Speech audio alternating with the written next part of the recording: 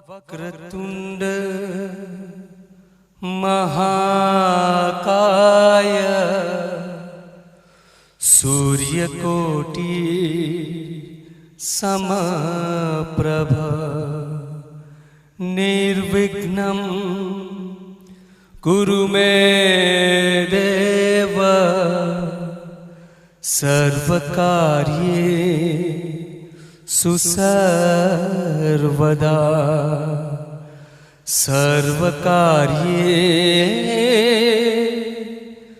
सर्वदा।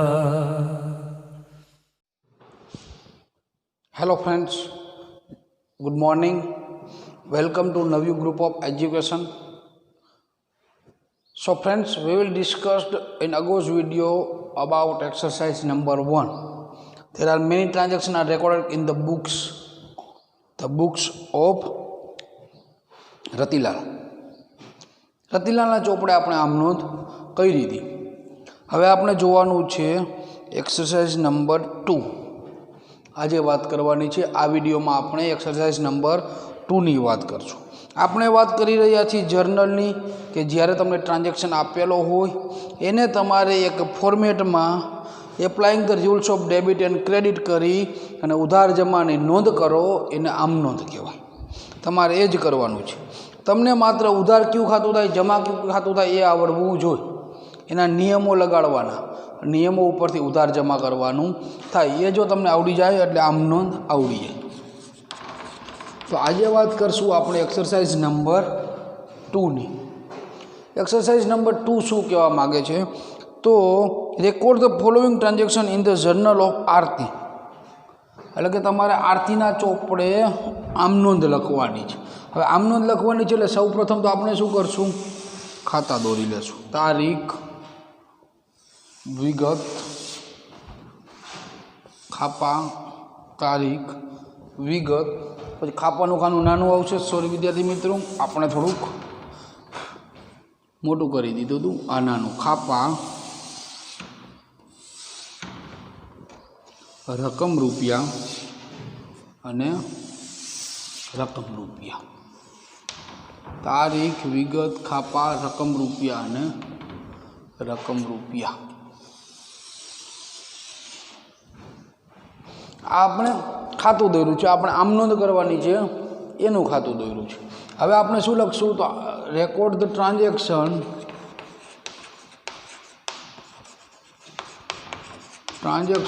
in the books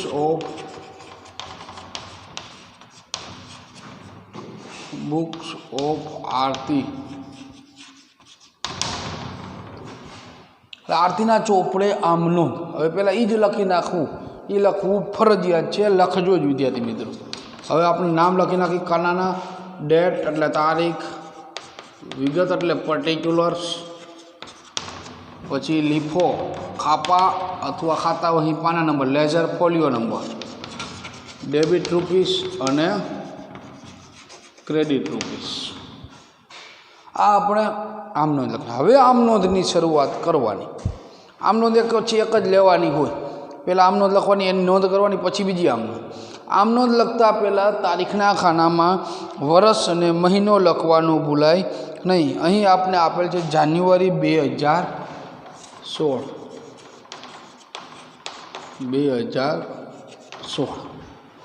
એની પહેલી 16 તારીખ, પહેલી તારીખ નથી પણ 16 તારીખ છે. જાન્યુઆરી 2016ની 16 તારીખ છે. 16 તારીખે જે વ્યવહાર થયો તો એ આપણે લખવાનો થાય. હવે જાન્યુઆરી 2016ની 16 તારીખ છે, એમાં પહેલાં જોવાનું શું વ્યવહાર થયો તો, એમાંથી ખાતા અલગ પાડવાના, ઉધાર જમાના નિયમો લગાડવાના અને કયું ખાતું ઉધાર થાય, કયું ખાતું જમા થાય તે દર્શાવવાનું. એટલે આપણે આમ નોંધ કરી કહેવાય. પણ અને અહીં તમારે જે ઉધાર જમા થતું હોય એને તમારે ફોર્મેટમાં દર્શાવવું પડે. એ ખાસ ધ્યાન રાખવાનું હોય છે। હવે શું કહે છે, આપણે પહેલેથી એક એક વ્યવહારની ગણતરી કરતા જઈએ તો પહેલો વ્યવહાર છે તારીખ 16 જાન્યુઆરી 2016, આરતીના ચોપડે આમ નોંધ કરવાની છે। So she started business with cash rupees 13,000, furniture rupees 2,000 and stock of goods rupees 10,000। એટલે કે આરતીએ ધંધાની શરૂઆત કરી શું લઈને, તો રોકડા, અમુક ફર્નિચર અને સ્ટોક ઓફ ગુડ્સ લાવી ધંધો શરૂ કર્યો। તો ચાલો હવે એની આમનો શું થઈ છે, તો કેશ એકાઉન્ટ ડેબિટેડ। ધંધાની શરૂઆત કરે એટલે બધા જ એકાઉન્ટ ડેબિટેડ જેટલા આપ્યો એટલે અને કેપિટલ એકાઉન્ટ જમા કરી દેવાનું। Cash account debited, furniture account debited અને stock of goods account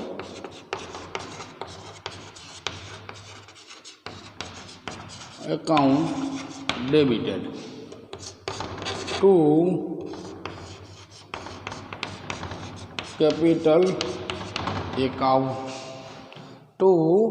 capital account credited.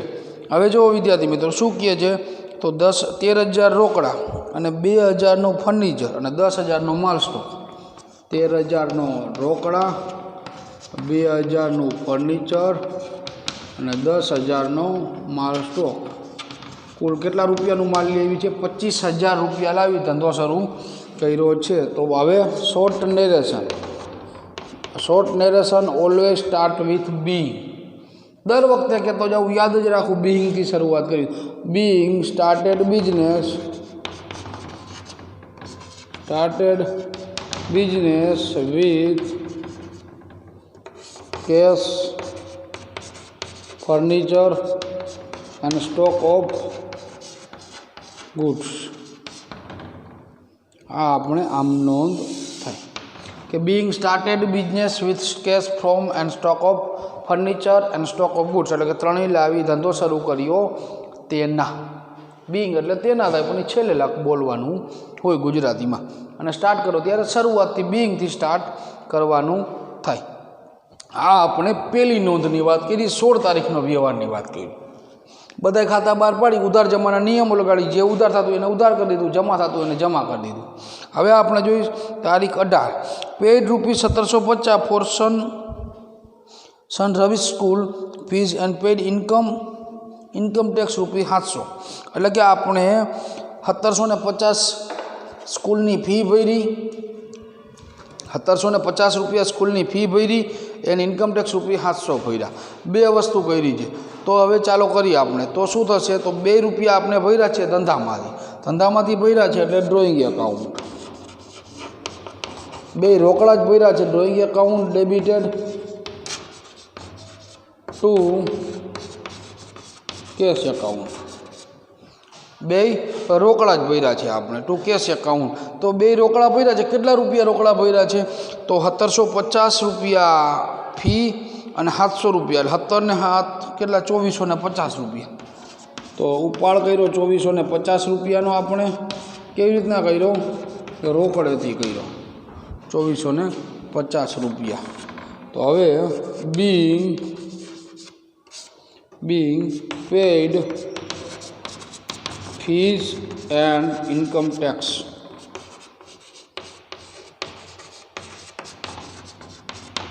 in the businessમાંથી આ શું કર્યું આપણે, તો આપણે ફી ભરી અને ઇન્કમ ટેક્સ ભર્યો, બે ધંધામાંથી ભર્યા છે એટલે બે વચ્ચે એક જ ડ્રોઈંગ એકાઉન્ટ લખી નાખો તોય ચાલે। એટલે drawing account to cash account કુલ રૂપિયા લખી નાખ્યા છે આપણે, બે એક જ વસ્તુ વ્યવહાર થયો છે, એક જ રીતનો વ્યવહાર છે એટલે એને ભેગો કરી દીધો છે આપણે। હવે જો 20મો વ્યવહાર આપણે, તો 20મો વ્યવહાર શું કીધો, withdrawn cash rupees 400 and goods of rupees 500 from the business for personal use. એટલે શું કર્યું છે આપણે, તો રૂપિયા 400 રોકડા અને 500નો માલ ધંધામાંથી ઉપાડ્યો છે। તો ઉપાડ્યો છે એટલે હવે આપણે શું કરશું, તો ઉપાડ્યો છે એટલે આપણે 20મો વ્યવહાર ડ્રોઈંગ એકાઉન્ટ એટલે ઉપાડ કુલ કેટલાનો કર્યો છે, 900 રૂપિયાનો ઉપાડ કર્યો છે। કઈ રીતે કર્યો છે, તો એક રોકડા 400 રૂપિયા છે અને 500 રૂપિયાનો માલ છે। તો રોકડા 400 છે એટલે cash account debited to cash account, રોકડા 400 અને to goods withdraw for personal use account 500 રૂપિયા, 400 રોકડા અને 500 રૂપિયાનો માલ ઉપાડી આપણે ધંધામાંથી ઉપાડ્યો છે. તો હવે વિદ્યાર્થી મિત્રો અહીં આપણે હવે કે આમનો લખી શકીને 21મો લખી શકીએ, પણ અહીં જો હજી આપણે 21મો લખી નાખીએ એટલે આપણે આગળ બહુ તકલીફ પડે નહીં. 21મા વ્યવહારની નોંધ કરી દઈ સમજી જઈશે આરામથી. તો શું કહે છે 21મો વ્યવહાર કે as more finance is required in the business sold personal scooter for ₹5,000 and brought ₹4,000 into the business.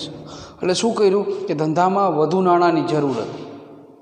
વધુ નાણાંની જરૂર હતી ત્યારે આપણે ઘરે એક સ્કૂટર પડ્યું હતું, એ આપણે 5,000 રૂપિયામાં વેચી દીધું અને આ 5,000માંથી 4,000 રૂપિયા ધંધામાં લાવ્યા. તો સ્કૂટર આપણે ઘરે હતું એ આપણે વેચી અને 5,000 રૂપિયામાં વેચ્યું હતું, એ આપણો વ્યવહાર છે, ધંધાનો વ્યવહાર નથી. એટલે એની નોંધ અહીં ન કરવાની. હા, આ 5,000માંથી જે 4,000 રૂપિયા ધંધામાં લાવ્યા છે એની નોંધ આપણે અહીં કરશું. તો તારીખ કેટલી છે? 21. ધંધામાં રોકડા લાવ્યા છે એટલે cash account. Cash account debited to capital account. Cash account debited to capital account. અહીં બિંગ લખતા ભૂલાઈ ગઈ છે. શું લખવાનું હોય તો withdrawn cash and goods from the business. So being withdrawn cash and goods from the business, આટલી આપણે અહીં લખવાનું હોય. અહીં ભૂલાઈ ગઈ છે, હવે આપણે ભૂલવાનું નથી, આમાં લખી નાખશું એટલે હવે વાંધો ન પડે. તો કેશ એકાઉન્ટમાં કેટલા થયા હતા? 4,000 રૂપિયા ધંધામાં લાવ્યા છે. 4,000 રૂપિયા આપણે ધંધામાં લાવ્યા એની નોંધ કરી.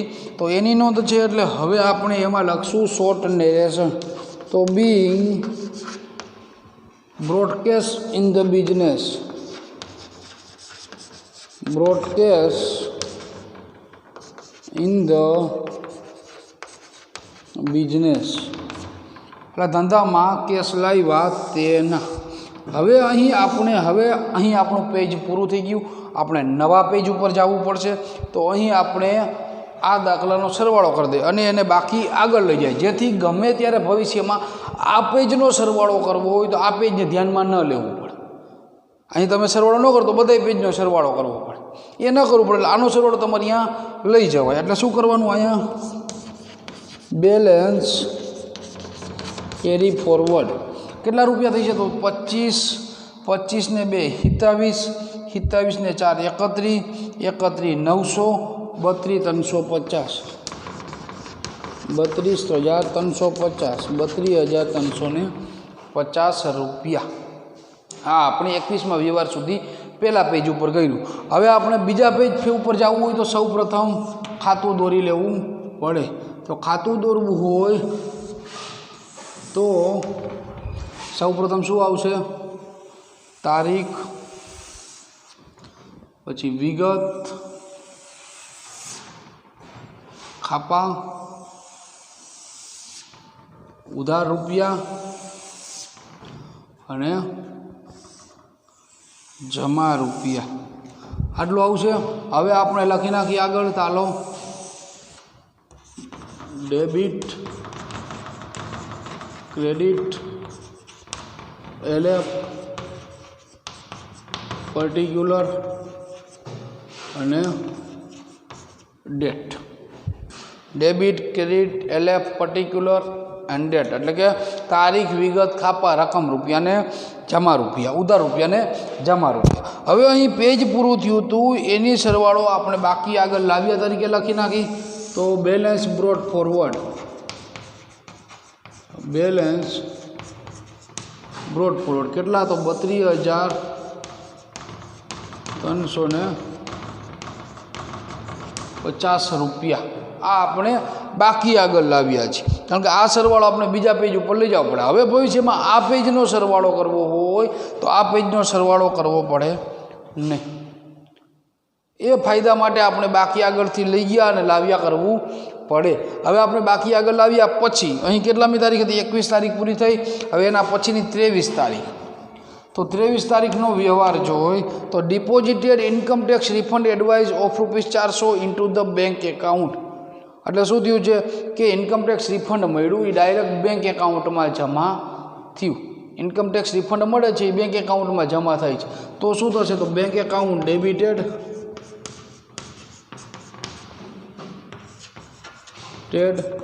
ટુ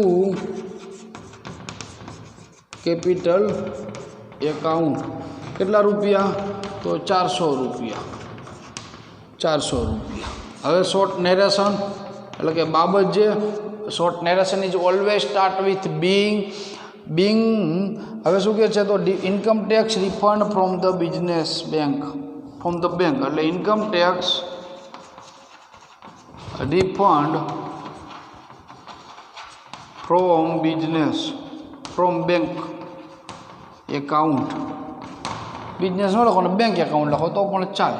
નેરેશનનું બહુ મહત્વનું હોય, માત્ર વ્યવહાર કઈ બાબત માટે થાય છે એ જોવા માટે કામ આવે છે આપણને બાબત છે. બાકી મહત્વ આપણે કોનું છે? કઈ વિગત ઉધાર, કઈ વિગત જમા અને કેટલા રૂપિયા, આનું વધારે મહત્વ હોય. હવે 23મો વ્યવહાર કમ્પ્લીટ થયા પછી 25મો વ્યવહાર. 25મો વ્યવહાર શું કે? તો paid life insurance premium of ₹600 premium ચૂકવું છે. તો ધંધામાંથી ચૂકવું હોય, ધંધામાંથી ચૂકવું એટલે ઉપાડ ખાતું, ઉપાડ કર્યો છે. ઉપાડ એટલે drawing account debited to cash account. Drawing account debited to cash account. કેટલા રૂપિયા ઉપાડ્યા છે? તો pay life insurance ₹600. ₹600 life insurance ચૂકવું તેના. તો હવે short narration always start with being. તો બિંગ પેડ લાઈફ ઇન્સ્યોરન્સ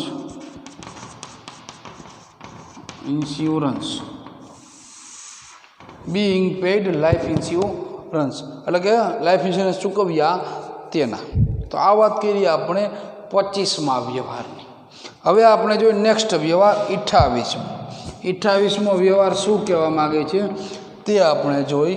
હવે 28મો વ્યવહાર શું કહેવા માગે? તો purchased furniture of ₹2000 for personal use in the exchange of goods 2200 from Sangam furniture mart. એટલે કે આપણે 2000નું ફર્નિચર ખરીદ્યું, પોતાના ઉપયોગ માટે ખરીદ્યું છે. શું કરી? તો ધંધામાંથી 2200નો માલ ઉપાડી અને આપણે ખરીદ્યું છે.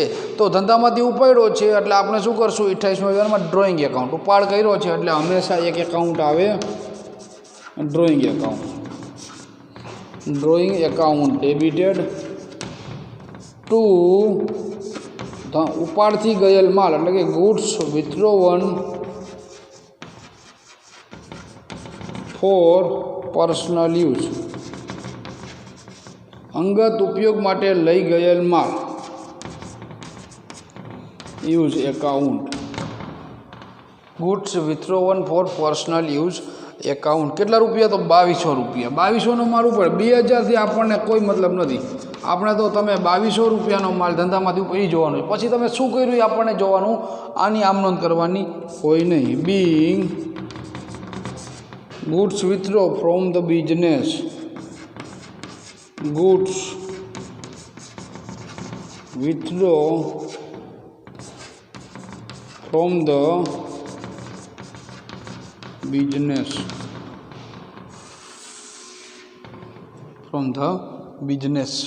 થઈ ગયું. હવે 28મો વ્યવહાર પૂરો. હવે જો 31મો વ્યવહાર શું કહે છે? Paid ₹1000 as picnic fee for daughter Ruchi. તો 31મો વ્યવહાર શું કહે છે કે ડોટર રુચિ હતી એની પિકનિક ફી ₹1000 ભરી, ધંધામાંથી ભરી એવું કહેવા માગે છે. તો ₹1000 આપણે પિકનિક ફી ભરી છે તો એ ધંધામાંથી ભરી છે, ધંધામાંથી ઉપાડ્યા છે એટલે drawing account debited to cash account. Drawing account debited to cash account. તો ડ્રોઈંગ એકાઉન્ટ કેટલું છે? તો drawing account debited to cash account આપણે જોઈએ તો કેટલા રૂપિયા? ₹1000 ભર્યા છે, એ ₹1000 આપણે લખી નાખીએ. ₹1000 ભર્યા છે. હવે narration always start with being. તો being paid picnic fee from business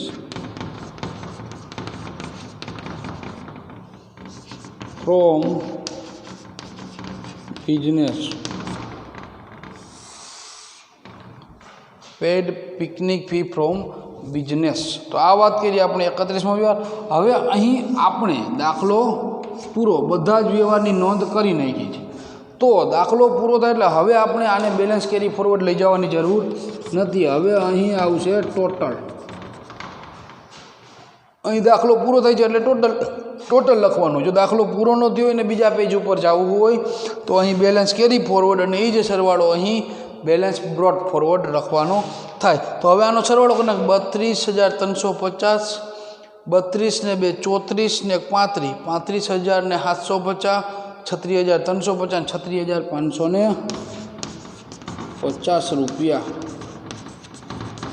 36,550 રૂપિયા. અહીં આપણે આ દાખલો પૂરો થાય છે એટલે અહીં હવે છેલ્લે સરવાળો જ કરી નાખવાનો. પછી કોઈ આગળ લઈ જવાનો જરૂર નથી. તો વિદ્યાર્થી મિત્રો આ વાત કરી આપણે એક્સરસાઇઝ નંબર 2ની.